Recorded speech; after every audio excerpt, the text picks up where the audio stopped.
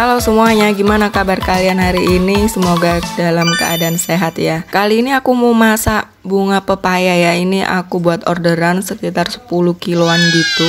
Jadi aku mau bagikan tip juga gimana caranya buat bunga pepaya ini supaya nggak pahit, tetap seger dan nggak hancur gitu ya. Jadi buat kamu yang penasaran gimana aku masak barbar sampai 10 kilo dalam sekali masak, kamu ikutin sampai selesai video aku ya. Jadi aku biasanya buat jualannya sistem PO dulu. Jadi aku buka orderan, aku kumpulin, jadi ini terkumpul sekitar 10 kiloan gitu. Ini juga sebagian udah aku cancel ya karena nggak dapet bunga pepayanya. Nah ini bunga pepaya yang udah aku petikin ya, ini butuh effort bener ya untuk bersihkannya. Nah ini aku campur sama daun singkong, jadi nanti hasilnya lebih cantik, nggak melulu warnanya monoton bunga pepaya aja. Nah ini daun supaya bunga pepayanya nggak pahit ya, ini namanya daun Palembang.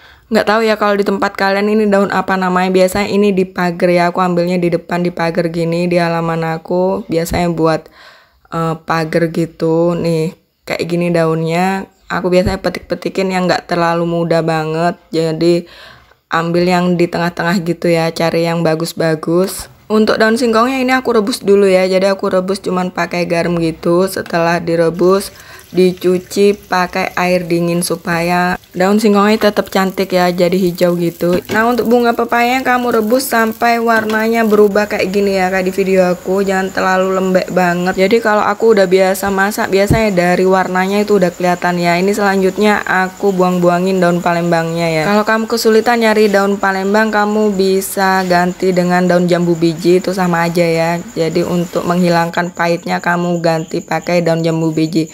Jadi ada banyak resepnya untuk menghilangkan pahit pada bunga pepaya ini ya. Ada yang pakai tanah liat. Jadi kalau tanah liat menurut aku itu susah nanti bersihkannya. Nah ini aku cuci bersih berulang kali ya. Kalau belum aku masak biasanya aku rendam gini. Kalau mau lebih nggak pahit lagi biasanya rendam semalaman ya. Nah prepare-nya udah selesai. Sekarang waktunya masak barbar 10 kilo ya.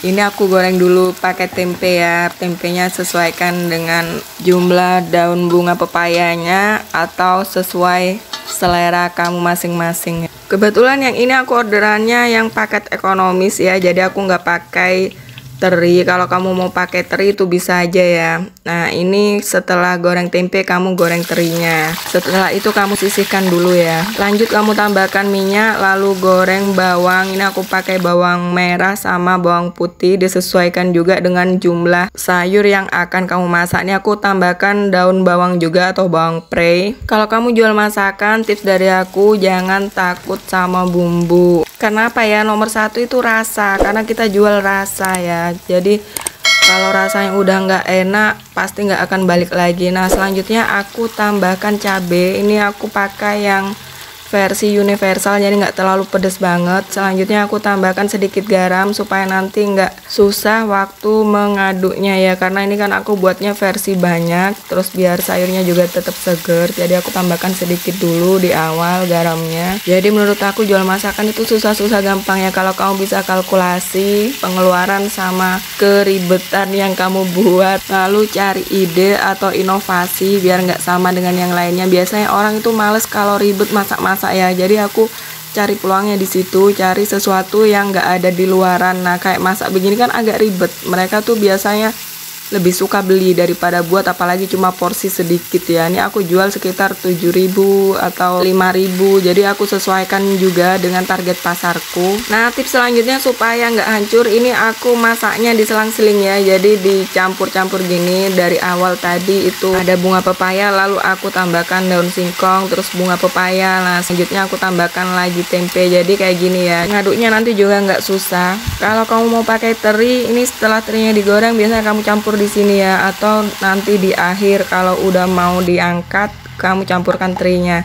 Nah selanjutnya kita tambahkan seasoningnya. Ini aku pakai garam, ini disesuaikan ya, karena nanti aku mau pakai kecap asin, jadi dikira-kira dulu. Apalagi tadi di awal sudah aku tambahkan juga ya garamnya. Nah lanjut pakai kaldu bubuk, ini mereknya terserah sesuai selera kamu masing-masing. Jadi kalau aku biasanya pakai yang rasa ayam. Jadi ini aku numisnya nggak pakai air ya. Perlu kamu ingat, aku nggak pakai air. Jadi biar nggak nyek gitu ya sayurnya. Biasanya gampang hancur kalau dikasih air.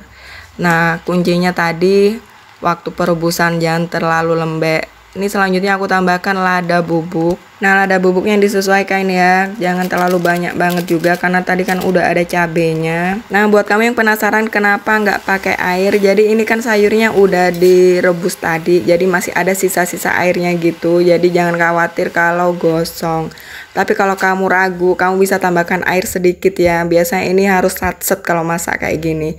Ini selanjutnya aku tambahkan saus tiram ya. Kalau kamu nggak ada juga nggak apa-apa, bisa ganti kecap atau sebagainya. Jadi ini kayak seasoning sesuai selera. Ini selanjutnya aku tambahkan kecap asin. Nah, kecap asin juga dikira ya, karena tadi sudah ada seasoning sebelumnya, garam, kaldu bubuk, sama saus tiram, jadi itu pengaruh juga rasanya, nanti jangan sampai keasinan. Setelah itu kamu aduk sampai rata ya. Ini aku tambahkan yang terakhir ada minyak wijen. Jadi meskipun aku jualnya murah, untuk rasa nggak bakal bikin yang beli itu kecewa. Nah, seperti yang aku bilang di awal tadi, yang kita jual masakan, jadi kita jual rasa. Jadi jangan takut dengan perbumbuan. Jadi kamu bisa kalkulasi dan kira-kira berapa modalnya dan apa saja yang kamu pakai. Jadi nanti kamu hitung semua ya, kamu mau ambil berapa persennya. Jadi itu kamu hitung betul-betul. Terus dari segi pengerjaannya, apa kamu pakai orang, jadi itu kamu kalkulasi semua ya. Jadi jualan masakan ini bukan cuman hitung modal mentah dan setelah matang jadi berapa. Jadi ada banyak sekali yang kamu hitung. Jadi kalau kamu udah biasa, nanti tuh bisa menyesuaikan ya, kamu kira-kira mau ambil berapa persennya. Itu